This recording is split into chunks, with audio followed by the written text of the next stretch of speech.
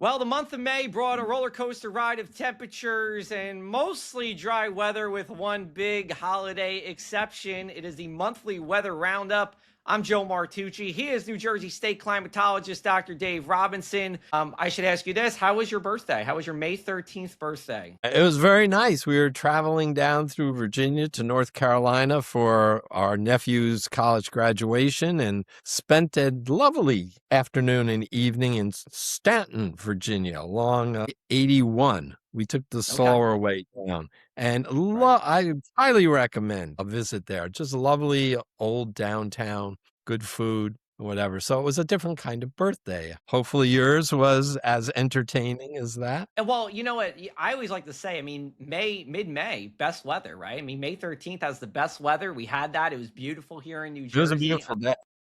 It was an excellent day, Well, and it yeah, it was good. rained. I had a lot of work on my birthday, but Yeah, it was good work. you stayed out of the rain, but we hit rain, Chambersburg, Pennsylvania, all the way down to Stanton. But as soon as we got there and a downpour, then it cleared up. So Okay, gotcha. Well, happy birthday to you. I know you texted me this year pretty early on our birthday. I think it was like 7 a.m. So I appreciate the early birthday text. had to And hit the road. Had to hit the road. I understand. Before we get into this, I'm going to preface by saying if you're one of our video listeners, this is almost like my Michael Jordan flu game. My right eye is pretty swollen right now for reasons I don't know yet. I have a call into my doctor. Hopefully by the next monthly weather roundup, this will be gone. But just don't pay attention. Don't look at me. Look at Dave Robinson. He's Look at calling the me. knowledge here. But I sure hope that clears up in like today or tomorrow. Yeah, hopefully. Yeah, I mean, we even have some background laughter here. That's how, that's how much people love my right eye right now. I tried to make up it, so we'll see. But this is an audio. Maybe audio is preferred. If you don't want to see us, or just block me out. But Well, let's. I've always had a face for radio, so Yeah, but you got TV hair. at least I have it at my age. That's what I'm saying. That's what I'm Yeah, saying. That's good. I want to be like you. yeah. No, I mean, I already am. We have the same birthday, so I'm already halfway there. yeah, yeah. But Literally halfway there. But that's a story for another day. All right. So the month of May, I want to start off with temperatures because we had a very hot stretch for 2 days. It was a I mean, there were a few days from the 18th to the 20th where it was hot, but the 19th and the 20th was exceptionally hot. I have some stats, and this is going to be in our top 10 weather events of 2026. We had the earliest heat advisory on record for New Jersey. Now, there's a little subjectivity in that from the National Weather Service, but that's one thing. We actually had at Atlantic City International Airport a tie for the earliest 95-degree day on record. We did that. We even hit 100 in a few spots. You're going to give us some more data on that? It kind of, maybe, sort of. I know you texted me. It wasn't super humid, so it was heat without the humidity. And then something we did talk about, you and I were texting, huge sea breeze differences, like even at the same location. Seagirt in Monmouth County, we got down to 64 degrees at one point. I think you were in Seagirt that one day.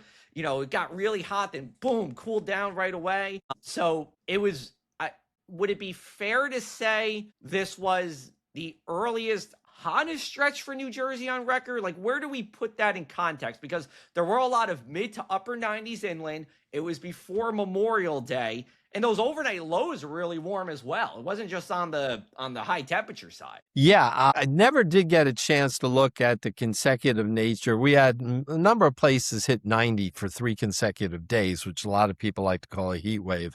And I didn't find a good app, and I didn't go into AI to search for triplicate 90-degree days in May. But I can say the 19th rivaled any day, any May day on record for the hottest in New Jersey. There was a day, I think it was May 30th, 31st, 1895, which arguably maybe was a degree or so warmer. Right. 1895. Yeah. But nothing more than that. There was a report in Patterson of 100 or 101 degree that day in 1895. And I think one other out in Warren County had one reported for that day. So It's pretty maybe that, surprising for out there, by the way. yeah, I know. Belvedere, it was Belvedere. Belvedere. That may have been a tad warmer, but this one, arguably one of the top 1, 2, or 3 hottest days in May. And you said it was the 19th. It wasn't the 30th or No. 31st No. either. Now, in terms of the 100-degree temperatures that day, Yes. there was 101 recorded at Coyle Field down in Woodland Township. We have a new weather station there with a new sensor and whatever right there, co-located with that station. Mm-hmm. And it got to 99. Okay. Were we splitting hairs with 2 degrees? 2 degrees. We had 5 of our Mesonet stations hit 99, and Newark hit 99. But I don't know about that 101. Okay. Okay. I got a text from Dr. John Crasting who said Harrison hit 100 degrees. I haven't checked the co-op program there, but I know that the co-op observer, and I didn't see that. They sometimes come in a little later, but it's possible. So flirting with 100 degrees is highly unusual any time in the month of May, and especially 10 days or plus before the end of the month. Right. Oh, yeah, for sure. And, I think this was roughly 15 to 20 degrees above average for that time of the year. The saving grace with this, there wasn't a lot of humidity with this. It wasn't, if this was late July, it would probably be that plus the humidity. So that was some good news there. But the overnight lows too, I mean, they were in the 60s, well in the 60s. I'm guessing, I don't know off the top of my head. Maybe some places stayed at 70. There was one that stayed at 80. There were 80. Overnight, and it wasn't right at the coast where it's still cooler. But the one night, the 19th into the 20th, it did. But no, those temperatures, upper 90s, are almost 10 degrees above normal for mid-July. Yeah. So we're talking, normally it should have been in the low 70s. So we're talking 25 degrees above normal for high temperatures. Right, on the high temperature side. It was. Yeah. I mean, look, and we say this almost every month. It's not like, these warm temperatures haven't happened before, right? You said in 1895 that we had something similar, but the likelihood of these kind of temperatures happening have and will continue to increase, right? Yeah. And as we saw with this was earlier in the month. It wasn't May 30th. It was May 19th and 20th, which, you're talking, if you look at the astronomical seasons, mid-spring-ish, right? On the getting towards the later. So, that's more of what we see. And then also, let's just touch on some of these sea breezes here, because we did have, I mean, this is super cool, right? I mean, we can geek out about this, but we did have winds that were offshore, but when you're still in the mid to upper 90s, that's going to be a big sea breeze that wants to develop. And just taking a step back, how these sea breezes work, it's kind of Mother Nature's way of balancing out the atmosphere. So when it gets too hot, relatively speaking, on land, Mother Nature's saying, whoa, hold on a second. We need to cool this down. Let's get the ocean, in the cooler ocean, to come in there. So you were in Seagirt that, I forget if it was the 1920s, right? But what was it like there? It was blazing hot. I was down there for an emergency management meeting at the National Guard headquarters there, and went out onto the beach, and it was stifling, visited our weather station, which is there, went to lunch, sat inside because it was so hot. And then I get home and I see at 2:00, our station went from the low 90s to about 70 in 10 to 15 minutes. I left that restaurant on the main street there in Seagirt a little after 2, and the sea breeze hadn't made it quite to the car yet. Right. Well, I came so close to experience it, but at noon when I was out on the beach, it was, it was stifling hot. And looking down, that beach is pretty empty. Looking down to Manasquan, there were a lot of umbrellas up on the beach down there. So it was real beach day. That's what we love about this, right, Joe? I mean, I could talk about this all day. Yeah, these extremes, these variations, but they are a little disconcerting when they occur sometimes. Yeah, I was in Wildwood, North Wildwood specifically on the 20th, and it was in the mid 70s it was beautiful, beautiful breeze. But as we've talked about, those barrier islands, especially further south, more susceptible to the sea breeze than a beach in Monmouth County, and they can hang on the longest to that sea breeze, or typically would be correct me if I'm wrong, but I would say the Monmouth County beaches, if you're looking at the beach towns, climatologically warmer than the other parts of the Jersey Shore. We have those barrier islands. So that's not, it's not surprising that Wildwood was cooler all day long. I'll even give a story too. We did a Cup of Joe Weather and Drone Picture Day on forget what day it was, May 27th, or no, May 27th. And we were we were in Seaside Park and we were getting the land breeze and we were getting all these gnats, like the bugs on the beach biting us. But like 10 minutes after we got there, like immediately, boom, flip to the sea breeze, easterly wind, still a few gnats, but not as many as before. And it felt cool. That was the sea breeze at work. So always super interesting to talk sea breezes. But it was definitely a good beach day, or pair of beach days, making up for Memorial Day weekend. We'll get to that, but let's just zoom out. May as a whole, where did we wind up temperature wise? Yeah, temperature wise, we averaged above normal, but barely above normal, kind of just in the upper third for warmth. Just like for precipitation, we were just in the lower third for precip. So nothing all that dramatic when it came to the balancing out. Unlike April, where we had that warm spell, but we had enough cold, and then we had a little bit of cold air and that freeze, which still is in the news. I just gave an interview earlier this afternoon on the ramifications of that freeze on April 21st. But overall, despite that freeze, it was one of the top 10 warmest Aprils on record. Right. There was enough back and forth in May that it's a little closer to normal. Yeah.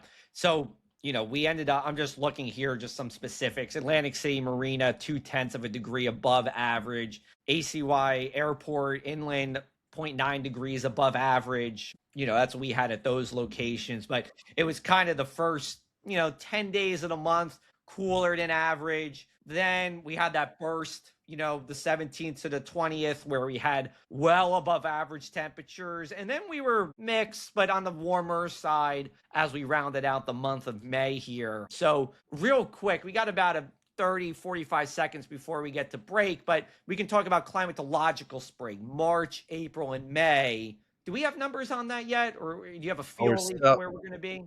We're still putting together some numbers, but over break, I can see if I've gotten an email from Matt Gerbush, the assistant climatologist who was looking at it. But overall, it's going to be a warm spring. Yeah, which I think is surprising for people. People think it was a cool spring. I'm like, we were still above average. I still think, this is my theory, I think people still are scarred from the winter, and we're not fully thawed out yet. I don't think we're fully thawed out yet. And it was dry. It's absolutely coming on the dry side since every month was below normal for precipitation. Yep. And we're going to get to that on the other side of the break here on our monthly weather. Welcome back to the monthly weather roundup. We are recapping the month of May. We talked about the temperatures. Now we're going to talk about the precipitation or lack thereof. Why don't we start with Memorial Day weekend? Look, we need the rain. We really do. But if there was like 3 days where we didn't need the rain, it was Memorial Day weekend. And, I do our short summer weekend weather report card. This is, and I can't believe it, my 9th year doing this. And this is one of 2 Fs I have ever given for a weekend, ever. And because Friday, Saturday, Sunday, Monday, that's how we do it. Friday wasn't the wettest day in the world, but it wasn't a beach day. Saturday and Sunday, definitely Fs. And Monday, you had like 2 hours at the end of the day, but it still wasn't all that warm. Not great. And we know Memorial Day weekends aren't always great. But it was early. It was as early as it could be almost. That's true. Yeah, it was the earliest it could be. Yeah, for sure. Yeah. I can remember one a couple of years ago when we went down to Cape May for that weekend. It was probably more like 8 or 9, one of your earlier maybe report cards. And it was miserable and cold and damp, but Cape May's great anyway.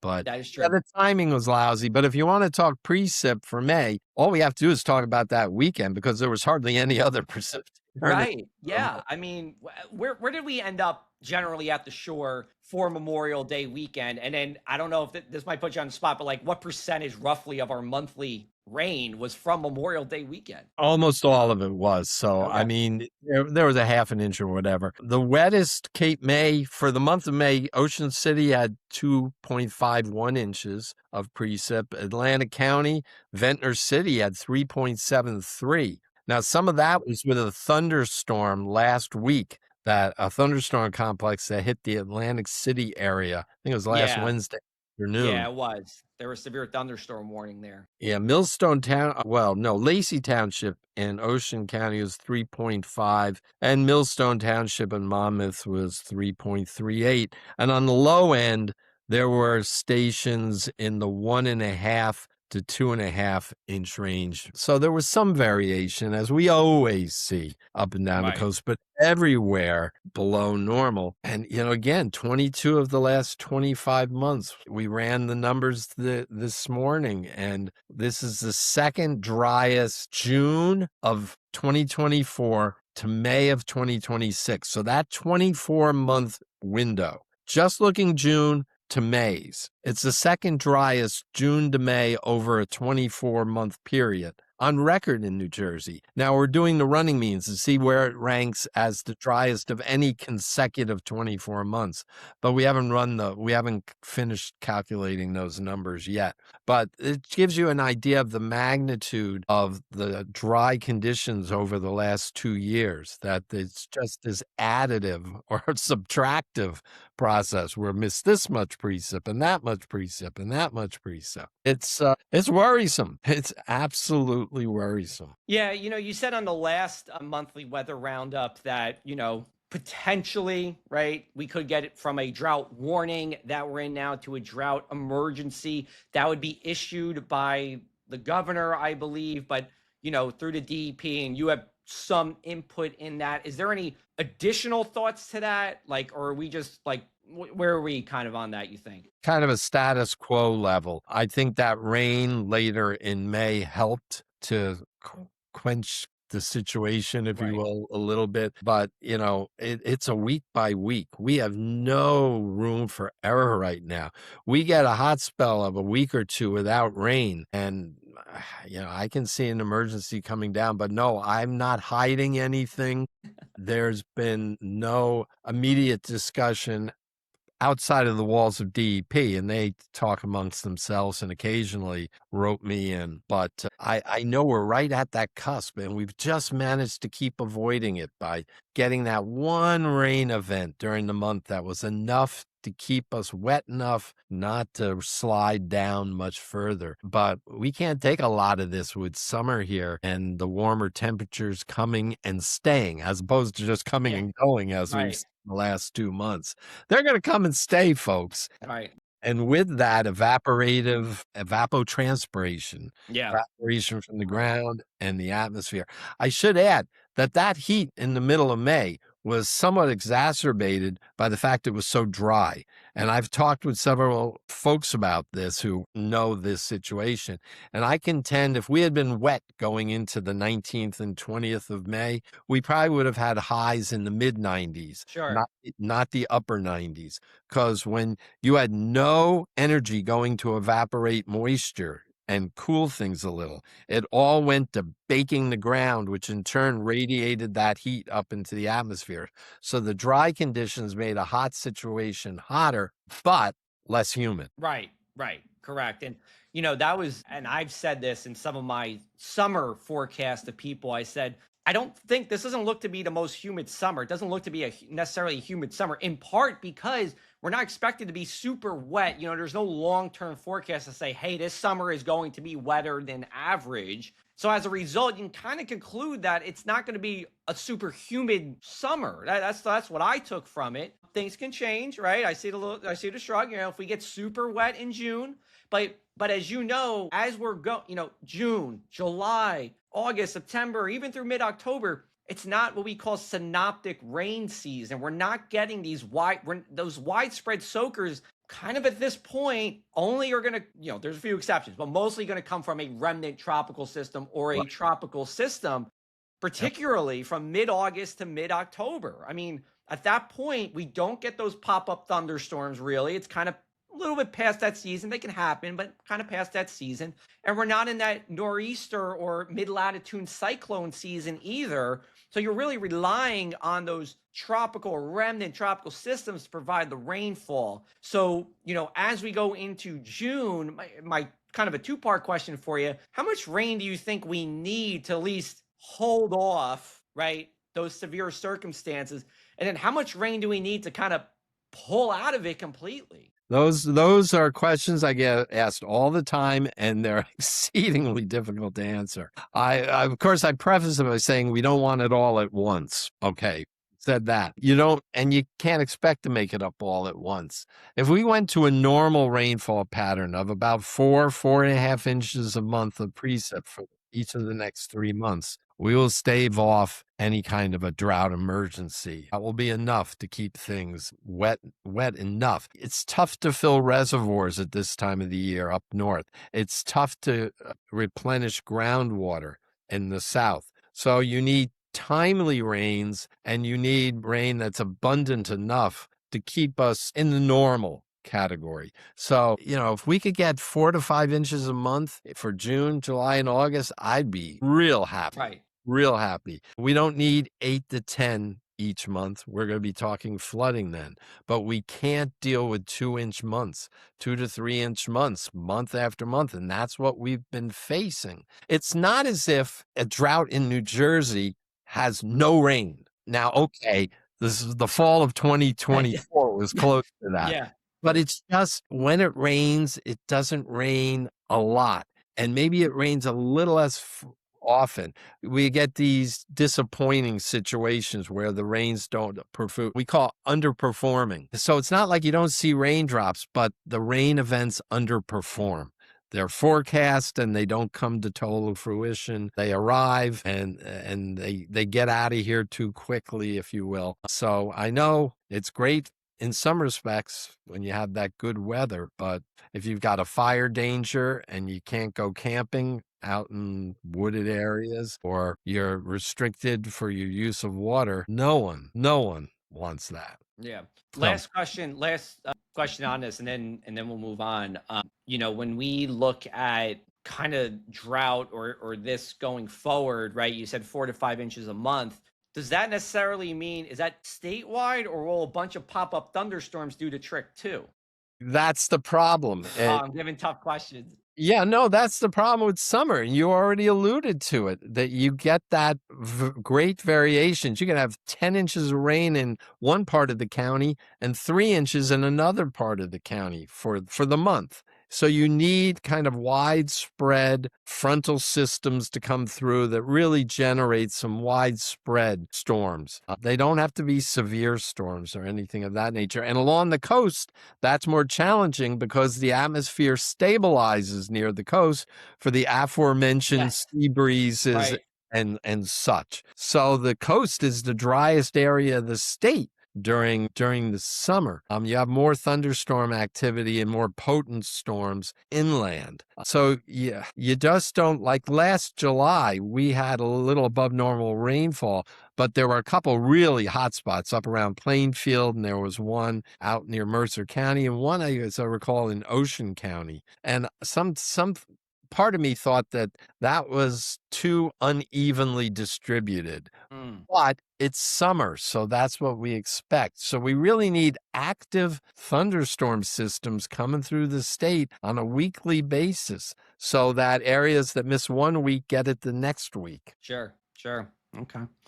Well, we're going to hope for nice, evenly spread out rainfall as we go into the month of June. All right. This is going to take us to our last segment here. It's a segment that pains me, but I'm happy for you. I'm upset for me. But this is your penultimate monthly weather roundup. And the reason for that is Retirement. After 38 years at Rutgers, 50 years studying climate in college and grad school and past, and 35 years as your state climatologist, it's time to hand the reins over to others to keep the program going. Very proud of what we accomplished these many decades. But it's time to step back a little bit, not sit at this very desk at 9:30 every evening and on Saturdays and Sundays, and get a little more exercise, do a little more traveling. I've got bookshelves out in the hall here, out in the loft that need a lot of reading. Yeah, visiting the grandkids some, smell some roses. You've got it. Wonderful, wonderful career. I would have never wanted anything different. I would have wanted to be state climatologist if I knew it existed when I was growing up in Bergen County. Yeah. But, there just comes a time. While I'm healthy, my wife and I like to travel. We will do more traveling, but particularly when it's not hot and crowded. Right. And enjoy my 70s before maybe I slow down a little bit come my 80s. No, no. Well, You got but plenty. it's been wonderful, and it's folks like you. You hit two spots. As a student and Yeah. as the Yeah. media, I've had wonderful students from undergrad to Yeah. graduate Mhm. level, and I've had wonderful interactions with the media over the years as part of my outreach and teaching, if you will. And you check two boxes, Joe. Yeah. And well, three, we have the same birthday. But yeah, and listen, round of applause for an excellent career in New Jersey and climate and with the global snow lab. I mean, we're gonna get into a lot of this in next month's episode, but it's I mean, I'm really happy for you. I mean, I know, we've talked, I've known about this for a little bit. Tough decision, I'm sure, with any kind of, retirement. You don't want to leave the good parts of the work that you have. And I know, I'm not just saying this, but you're probably one of the best interviewees when it comes to talking about weather and climate in the United States. Just being so open and willing to talk. Listen, we know, you and I know people in the weather field, they're not, just talking and being extroverted is just not their thing. And that's totally fine, right? But when people want information, they know to go to Dr. Dave Robinson, and that's how we're doing this, right? I mean, I said this on our tidal flooding talk show that we did, but I did intern with you in 2013 at Rutgers, which is now 13 years ago. We did dew point research. I love dew points. You kind of took that and let me do that, and that was great. But we didn't talk much for a few years, mostly on my doing, not of yours. You're busy. You got a lot of other people to deal with. And then I kind of saw you at a conference in Atlantic City in 2018 and reconnected. And I said, hey, I don't remember what I said, but I must have said, hey, we should do a show together. And you said, I guess you said yes. And the rest has been history. And, we've talked, we're, friends. You came to my wedding. We've talked so many times. And, And you I'm came gonna to miss you this. professionally. I won't miss you personally because I'll still talk to you.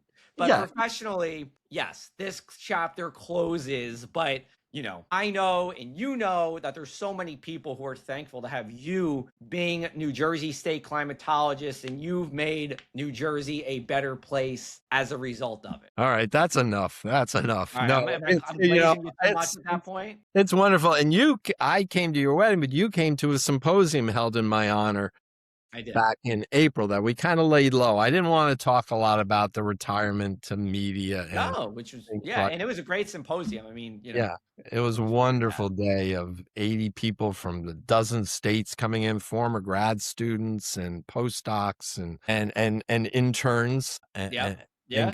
colleagues Yeah. from across the country, literally. Totally. So, and that's been the wonderful part. That's the bittersweet part of it. Let's face it. There are parts. If I could just encapsulate those and not deal with the proposals and the budgets and the deadlines and all the managerial side of things, yeah, it might keep going a while longer. But I will never regret working into my early 70s. Like some people say, you should have retired earlier. No, Right. I was not ready. But I Right. just felt it was time to really, for my wife and I and family, to just step back a little bit and enjoy the fruits of our labors, I guess you could say. But it's bittersweet. It's bittersweet. There's no question about it. Wow. We still have one more episode with you. There We're we gonna go. get on your Yeah, literal last day, the last hours of you being that's state true. climatologist. Am I the last meeting you have? I think we're doing it like 3 o'clock We're on doing that. it on the 30th, so yes, Wow. because and 11 a.m. 11 a.m. So you might have a couple more meetings afterwards. maybe, but mind you, as a state employee, when they want to make Rutgers professors state employees, I'm not allowed to do anything for 6 months to do with Rutgers. I don't get a pension, so I don't lose that if I did it. I don't know what I'd lose. Frankly, and HR can't tell me. And I also have to let my successor, who's been named, Dr. Yes. former Rutgers meteorology undergrad and PhD, who the last 15 plus years has been working at NOAA's Geophysical Fluid Dynamics Lab in Princeton, doing all sorts of interesting research. He's coming back to the banks, and he's going to be your next state climatologist, and he'll be excellent and do a fine job. He may be doing podcasts with you. I hope he does, because he's a good communicator. He has Yeah. a little bit of television He does. experience Yep. with Yep. the media right after finishing up. And we're going to be in good hands. I'm proud to say that my partial line as state climatologist is now, the dean was convinced that we need a full-time extension specialist state climatologist. So he's going to be full-time doing what I did, along with my teaching, my department chairing, and my global research. He gets to devote all his time to state climate efforts. So, and he's retaining, I do believe, a lot of the staff that have worked with me since they were undergrads, and now they're well into their 40s. They're going to have a new boss for the first time in their careers. Yeah. It's all good. It's all good. Time marches on, and there's going to be new resources for the department, because with change often comes some additional New resources. things. So Sure. all good. I know we got to finish up. We'll talk more about that in Yeah. late June. Yeah, we'll talk about it more on June 30th. We'll have much more to say about it. Otherwise, we're going to wrap up with the May monthly weather roundup. We will have a new episode for you on June 30th after we record at 11 a.m. So it'll be fresh out of the oven on June 30th. Until then, everybody, thanks for listening. Subscribe, like, wherever you get your podcasts, or on YouTube if you're watching, and we'll talk to you soon.